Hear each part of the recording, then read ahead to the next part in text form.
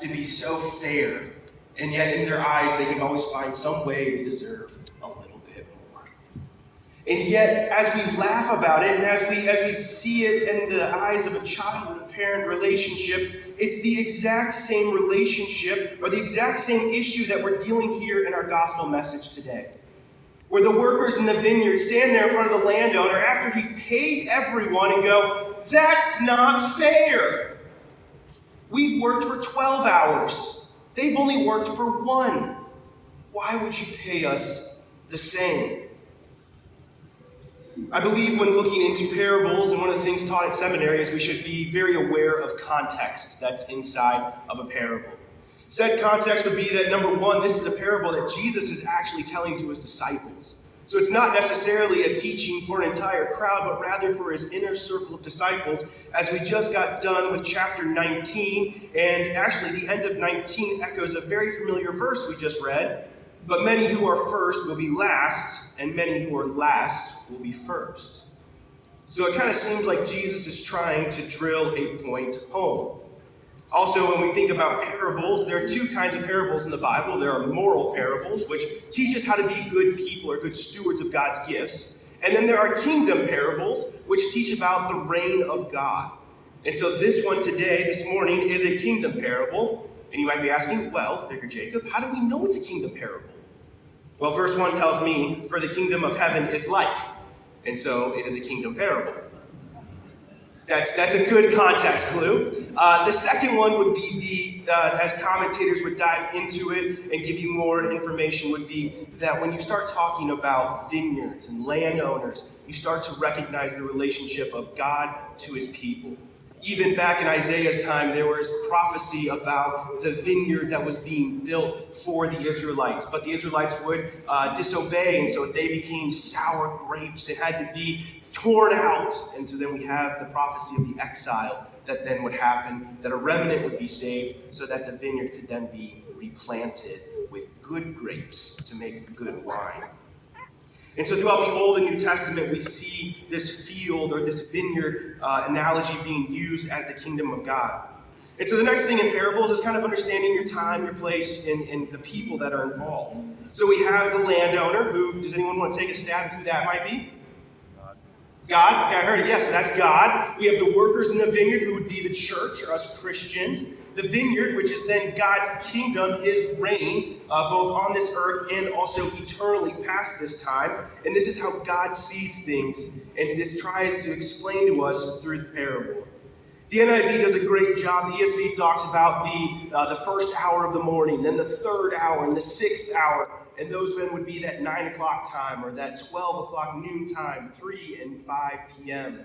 Because the beginning of the day for the Jewish calendar started at sunrise, started at sunrise. And so you would have your first hour would be 6 a.m. So early in the morning would be 6 a.m. For anyone who knows a farmer, they didn't have any artificial lighting. So you started your work as soon as the light came up.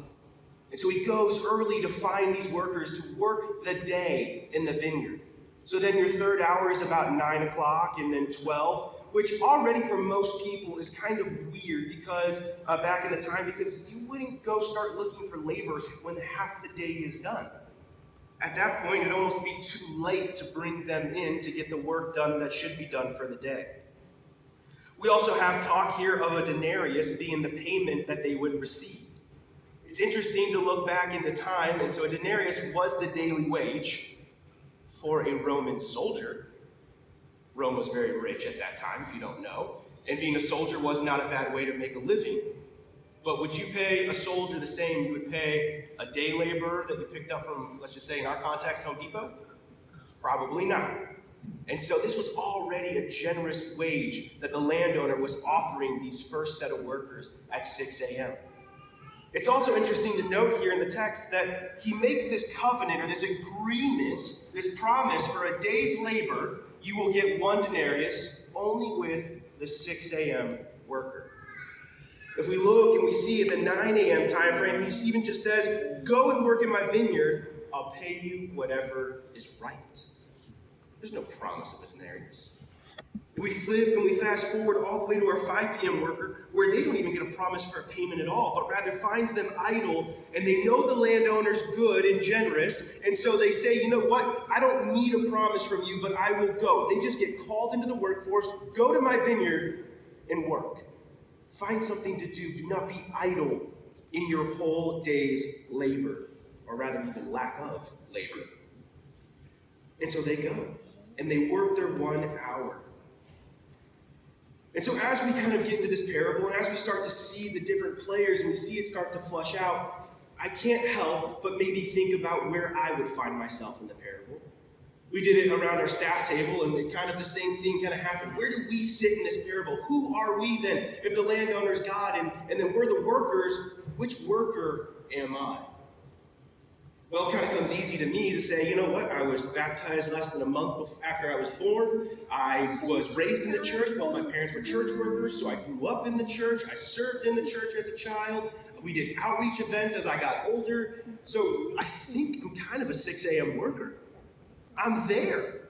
Anyone else kind of maybe, you don't have to raise your hand, but maybe mentally raise your hand. Okay, yeah, I think I'm kind of a 6 a.m. worker. Maybe some of you identify, you know what, I kind of came around high school when I found Jesus. It was a wonderful youth group, and I had a youth pastor poured into my life, so maybe I'm a 9 a.m. worker. Or college and midlife kind of hit, and you're like, you know what, I've got kids now, and I realize that they're really cute at first, but then I realize that sin enters the world at all stages of life, and we all need a little Jesus. And then you found that church family that brought you in. So maybe think about, I'm more of like a 12, noon worker. And maybe some of us are just like, you know what? I know I'm just skating in right at the end. I know that I might just, I'm waiting for God at the last moment. I've had a life of fun and wandering in the wrong direction. Christ has called me in my last days. And so maybe you identify as a 5 p.m. worker. And that's fine too. But for me, and for those of us who probably come between the 6 and the noon, we probably identify a little bit with the workers here. That's not fair.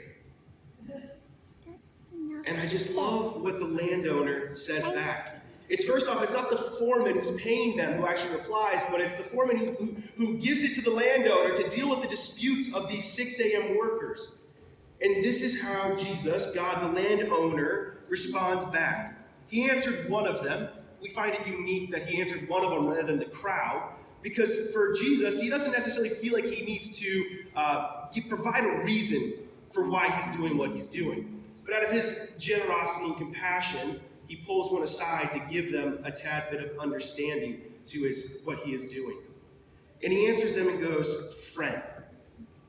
There's a camaraderie there. We've spent the day together. We have had this labor of the day in the vineyard. You have learned who I am. You have agreed for the wage that I've set before you. So friend, I am not being unfair to you. Didn't you agree to work for a denarius? Didn't you agree? Didn't you know what you were getting yourself into? Didn't you sign up for 12 hours of labor for the pay that was going to be set before you, which you knew from the get-go was already generous? It was more than a normal day labor in a vineyard would get. And so that was exciting to you until you saw my generosity with a 5 p.m. worker who worked an hour. And now you're envious. Take your pay and go. I want to give to the man who was hired last the same as I gave to you. Don't I have a right to do what I want with my own money? Don't I have a right to use my wealth, to use my goodness however I choose and see fit? Who are you to tell me, the landowner, what I can and cannot do? Or are you envious because I am generous? As I dove into the Greek to kind of dive into this and be, what does that mean to be envious? And how do we kind of figure that out from our original Greek text? And it really is to have an evil eye looking to the side. And so it's kind of like that greed that sits inside of us that kind of like looks over and goes, they've got something better than me. They got a better deal than I got, and now I want that for me. And so that's the envy. It also comes in words of resentment. But the generous actually is from the word agathos, which actually means good in like a very wooden translation with no context.